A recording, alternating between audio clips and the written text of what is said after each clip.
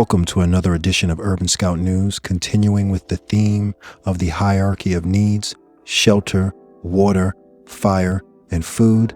The last news video, we dealt with shelter. In this video, we will deal with water.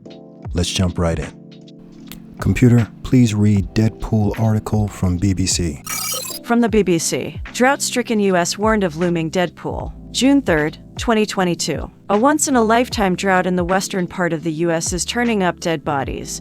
But that's the least of people's worries. Sitting on the Arizona-Nevada border near Las Vegas, Lake Mead, formed by the creation of the Hoover Dam on the Colorado River, is the largest reservoir in the United States and provides water to 25 million people across 3 states and Mexico. Here, the stunning scale of a drought in the American West has been laid plain for all to see. Stop. Okay, let's set the stage here. Lake Mead is the largest freshwater reservoir in the United States. It provides water to 25 million people across 3 states and Mexico. You have 25 million people depending on this reservoir. Let's continue.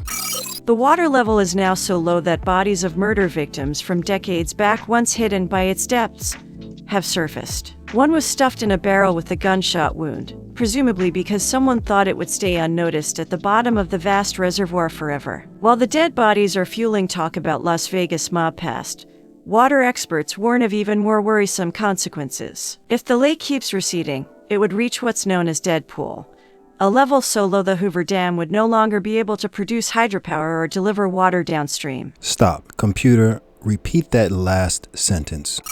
If the lake keeps receding, it would reach what's known as Deadpool, a level so low the Hoover Dam would no longer be able to produce hydropower or deliver water downstream. Stop. So let's make sure we understand what a deadpool is. When the water levels are so low that the dam will no longer be able to deliver water downstream to the 25 million people that rely on it, it will also no longer be able to produce hydropower in the form of electricity, which millions of people also depend on. Let's continue. Californians have been told to conserve water at home or risk mandated water restrictions, as a severe drought on the West Coast is expected to get worse during the summer months. People have been told to limit outdoor watering and take shorter showers. In Los Angeles, many are being asked to cut their water use by 35%. The restrictions come after California recorded the driest start to the year on record. NASA, which monitors changing water levels, is warning that the western United States is now entering one of the worst droughts ever seen. Stop. So in addition to California already warning its residents that they are off to the driest summer in the history of the state, NASA is also warning that they are entering one of the worst droughts ever in the western United States. Note, this is NASA. These are scientists, not environmentalists or liberal politicians in California. This is NASA. Computer, who is NASA? The National Aeronautics and Space Administration is America's civil space program and the global leader in space exploration. The agency has a workforce of just under 18,000 civil servants and works with many more contractors, academia, and international and commercial partners. At its 20 centers and facilities across the country, and the only national laboratory in space, NASA studies Earth, including its climate, our sun, and our solar system and beyond. This is not fear-mongering. NASA is uniquely qualified to give these warnings because in addition to having thousands of scientists, they also have satellites. Computer, how many satellites does NASA have? With a total of 3,372 active satellites and 3,170 inactive satellites, they have total space activity of 3,372. As of the end of January 2021, NASA will have almost 6,542 satellites circling the Earth. Computer, please continue to read article from the top of the first paragraph that mentions NASA. NASA, which monitors changing water levels, is warning that the western United States is now entering one of the worst droughts ever seen. With climate change, it seems like the dominoes are beginning to fall. NASA hydrologist J.T. Rieger told the BBC. Stop. Okay, I'm about to take a left turn here, but I can't resist. Computer, please give the job description of a hydrologist.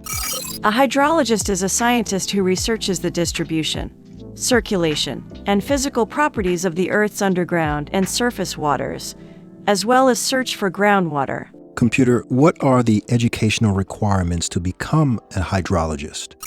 Education requirements. To become a hydrologist, you will need a bachelor's degree.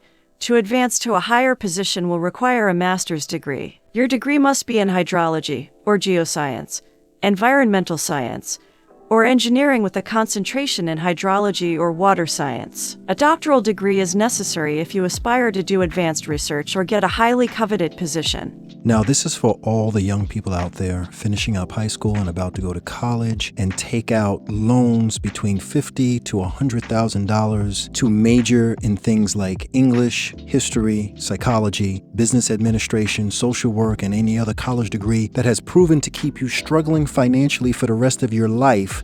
I'm going to ask this next question for you. Please note, I have never come across the job title of hydrologist until this article, and I have no idea what they make. But I'm willing to bet a NASA hydrologist who has been tasked with giving interviews to the BBC News is at the top of his game and is one of their best scientists. He's making at least six figures or close to it.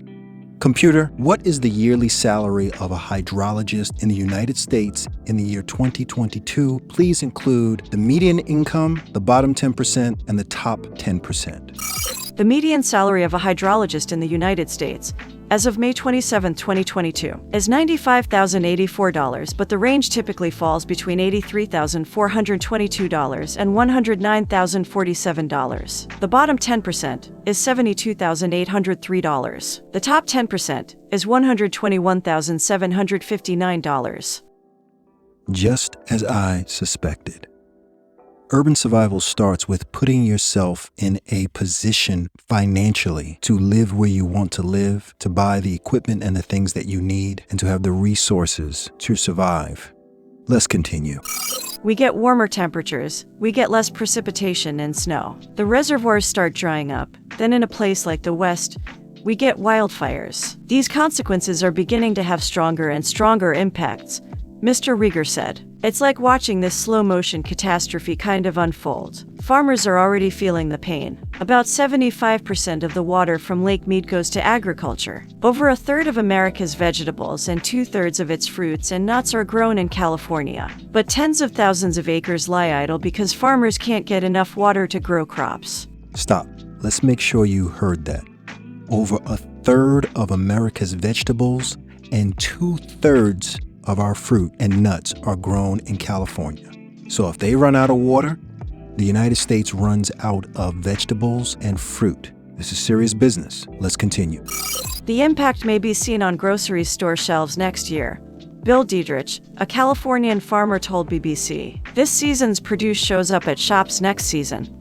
He explained as he showed his bone-dry fallowed fields. Typically, he would plant tomatoes for canning on this field, but he didn't have enough water. Mr. Dietrich said he hoped his children would have the opportunity to carry on farming in California in the future. But, he said, I don't know what the odds of that are. For many living in California's agricultural heartland, the wells have already started to run dry and they can't afford to dig a deeper well. Charities deliver bottled water in large tanks of non-potable water for washing. In the San Joaquin Valley, Fabian, a local resident who declined to share his surname, said he and his family of 5 rely on tanks of water outside his home to wash and flush their toilets. He regrets moving them to a rural area with such insecure access to water. It's quite frightening because we don't know at this point what the situation will be within a month or 2 months of maybe not having water at all. Many farmers argue that it's time for another massive infrastructure project like the Hoover Dam, which was built in the 1930s, so that more rainwater can be stored instead of being let to end up back in the ocean. Dams are controversial and typically opposed by environmentalists,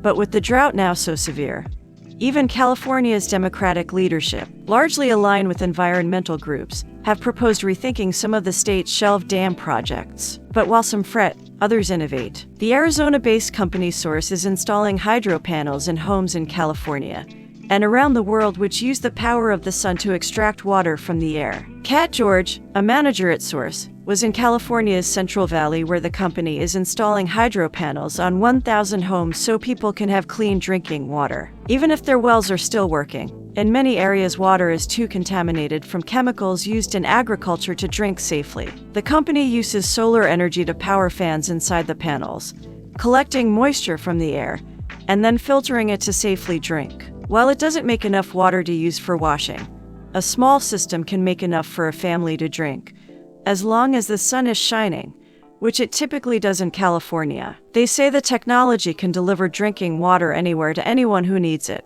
but not enough to wash or water crops. Okay, stop right there. Did you hear that? This company called Source makes hydro panels that pull water out of the air, and a small unit can make enough for drinking water. All it needs is sunlight. They run on solar power and they pull water out of the air. So if you have a home and you have solar panels, that's your electricity. You have hydro panels, that's your water. This is where we are. Do you think that company is going to be making some money in the years to come? This is serious business. Let's continue. But the dead bodies haven't been all bad for business. Back on Lake Mead, it's no longer possible to launch a boat in the Colville Bay Marina, and the lakeside restaurant is now a long walk away from the shore. New beaches have emerged and scuba divers are flocking to the lake to search for more bodies, said Chad Taylor, who is in charge of sales and marketing for the marina. "I'm a lake half full kind of guy," he said. "We're still open for business." That's the end of the article. Remember, water is item number 2 on the hierarchy of needs. It's important. Think about where you're going to get your water, especially if you live in one of these western dry states. What are you going to do for water? Because that lake is eventually going to go dry. Lake Mead has been drying up for years, and it is eventually going to go dry. What are you going to do? If you learned something today, please like the video and subscribe to the channel. Until next time.